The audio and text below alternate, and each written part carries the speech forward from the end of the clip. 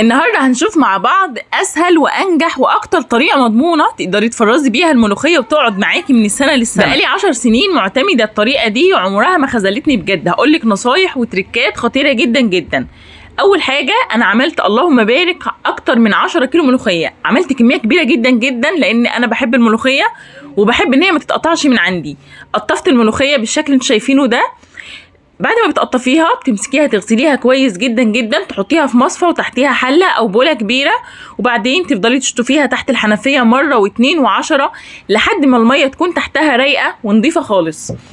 ازاي بتنشفيها او بتنشفيها من الميه يعني بعد الغسل؟ يا اما بتفرديها على صينيه بالشكل شايفاه ده وتحطيها في مكان فيه هواء او تحت المروحه وتقلبيها من وقت للتاني كده لحد لما تنشف معاكي، او ممكن تجيبي كيس مخده بالشكل اللي انت شايفاه ده وتحطي فيه الملوخيه وتبداي تطبطبي عليها كده يعني ما تضغطيش جامد علشان الملوخيه يعني الورق بتاعها ما ينزلش العصاره اللي فيه فينشف معاكي زياده عن اللازم. لا، انت يا دوب بتطبطبي عليها كده بتخليها تنشف معاكي تمام بالشكل اللي انت شايفاه ده. في ناس كتير قوي بتنشفها في الغساله بس انا ما بفضلش الطريقه دي. يا اما تنشفي بالشكل اللي انت شايفاه ده، يا اما تحطيها على صينيه تحت مروحه او في البلكونه كده او في مكان معرض للهواء، هتنشف معاكي وتروح زي الفل. وحاولي ما تنشفيهاش قوي، يعني ما تخليهاش يعني ناشفه خالص خالص، لا تكون برضو مرطبه معاكي زي ما انت شايفه كده. ده هيسهل عليكي جدا وانت بتخرطيها، هيخليها طريه كده تحت المخرطه، مش هتاخد معاكي وقت اطلاقا وكمان مش هتكون متفله. طيب اعملي بقى التريكات اللي هقولك عليها دي، ركزي لان الفيديو كله نصايح بجد هتفيدك جدا جدا. علشان تخرطي الملوخيه بسرعه الصاروخ، هاتي الملوخيه بتاعتك بعد ما غسلتيها ونشفتيها كويس، هاتي سكينه حاميه وابداي قطعيها بالشكل اللي شايفاه ده. كل ما قطعتيها كل ما شلتي من على نفسك يعني جهد كبير قوي في تخريطها. بعد كده مش هتاخد معاكي ثواني تحت المخرطه. متاكده ان في ناس كتير قوي معتمده طريقه الخلاط وطريقه الكبه، بس بجد يا جماعه الملوخيه ما بتتاكلش غير من على سن المخرطه. هي دي الملوخيه المتعارف عليها، الملوخيه اللي على اصولها اللي تاكليها ما تشبعيش من اكلها، اللي بتتعمل بالطريقه دي. يا اما تجيبي المخرطه بتاعتك وتبداي تخرطي على طول زي ما انت شايفه كده، بس الخطوه دي هتاخد وقت معاكي تمام علشان نكون صراحه كده مع بعض. طيب جيبي السكينه زي ما اتفقنا وابداي قطعي الملوخيه وانزلي عليها بالمخرطه بتاعتك الحاميه، هتلاقي نفسك خلصتيها بسرعه الصاروخ، هتطلع معاكي جميله جدا جدا.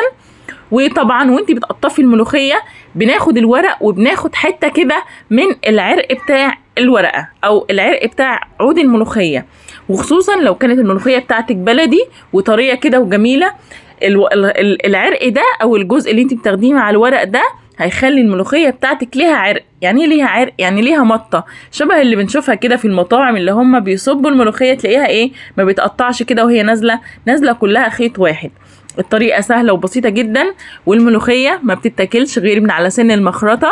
لو عملتي زي ما بقولك كده مش هتاخد معاكي وقت اطلاقا، هتلاقي نفسك خلصتيها بسرعه الصاروخ. عايزه اقول لكم ان انا عامله اكتر من 10 كيلو ملوخيه، اكتر من 10 كيلو بعد التقطيف مش قبل التقطيف. انا كنت جايبه كميه كبيره جدا جايباها من الوكاله، يعني الصينيه اللي انتوا شايفيني بخرط فيها دي كنت عملت قدها يعتبر 5 مرات. وانتوا كمان شفتوا معايا في اول الفيديو ان معايا كميه ورق كتيره جدا من الملوخيه، حاطه في بولات وحاطه في كيس المخده، حاطه في حاجات كتير جدا لان انا جايبه زي ما قلت لكم كميه كبيره. الملوخيه طريقتها سهله جدا، بس التفريز ليه اضافات بسيطه موجوده في كل بيت بس لا غنى عنها. لو حابه الملوخيه بتاعتك تفضل بنفس طعمها وخضرها لاخر كيس وتقعد معاكي للسنه، فركزي معايا لاخر الفيديو بجد هتستفادي كتير جدا. وهو ده شكل الملوخيه بعد ما خرطتها. شايفين التقطيع عامله ازاي؟ يعني مش ناعمه قوي ولا في نفس الوقت خشنه قوي، شايفين؟ هو ده بالظبط. على فكرة الكاميرا ظلماها، هي خضرة جدا جدا. دي كل الكمية بعد ما خلصتها حطيتها في بولة كبيرة بالشكل اللي شايفينه ده.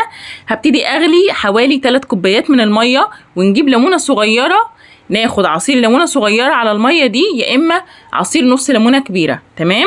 بعد كده هنجيب مصفى بالشكل اللي شايفينه ده ونفضي الميه علشان نشيل البذر منها ونبدا نفضيها كده على الملوخيه بتاعتنا، بس ضروري جدا الميه تكون مغليه.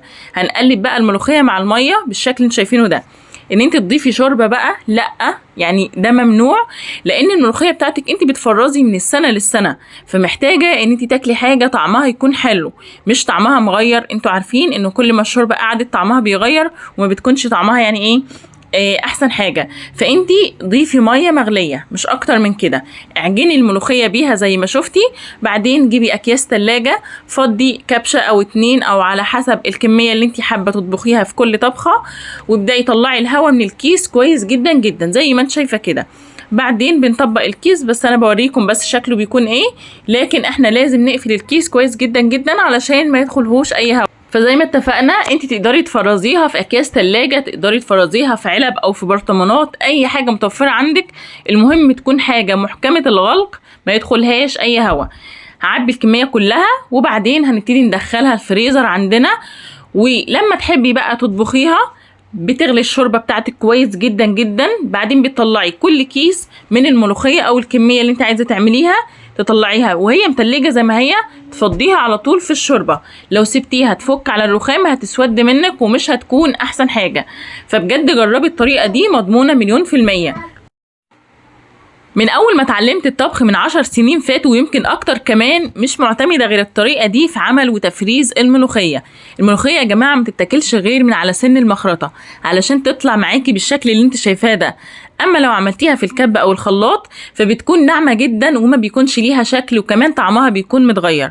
فانصحكم تجربوا الطريقه دي بالتركات اللي قلت لكم عليها، مش هتتعبكم، مش هتاخد منكم وقت، وهتطلع جميله جدا، وباذن الله هتشرفكم قدام ضيوفكم. لو لسه مكملين معايا الفيديو لحد هنا فما تنسوش تحطوا لايك للفيديو علشان يترفع وغيركم يستفاد من الطريقه الجميله دي. ويا ريت كمان لو بتشوفوني لاول مره تنزلوا حالا تشتركوا في القناه، هتلاقوا كلمه اشتراك مكتوبه باللون الاحمر تحت الفيديو، اضغطوا عليها وفعلوا زر الجرس اللي جنبها على الكل علشان تقدروا تشوفوا كل الافكار والوصفات اللي بنزلها يوميا اول باول. شيروا الفيديو لو حابين، ولو في اي سؤال اكتبوه في الكومنتات باذن الله هرد عليكم، وان شاء الله اشوفكم في فيديو جديد ووصفه جديده. مع السلامه.